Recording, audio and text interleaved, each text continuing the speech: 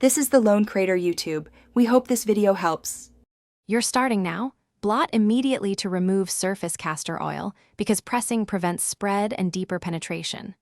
Once blotted, sprinkle 2 tablespoons baking soda or cornstarch. That absorbs oils. Leave it for 10-15 minutes. Make sure to brush away the powder gently so you don't grind the oil deeper.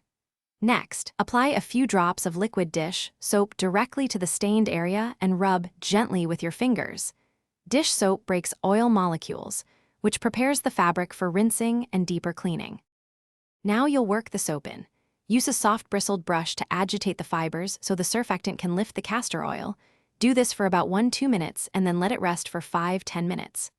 Once done, rinse under warm running water, moving from the back of the fabric to push oil out, not through. If the stain persists, repeat the dish soap step or apply an enzyme stain remover according to its label. Enzymes digest oily residues that simple soap can miss.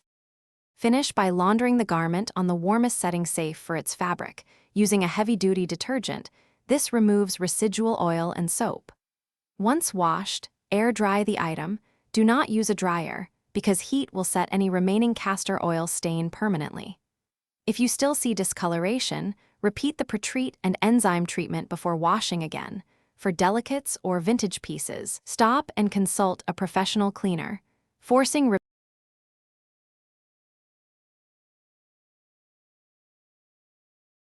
Thanks for watching.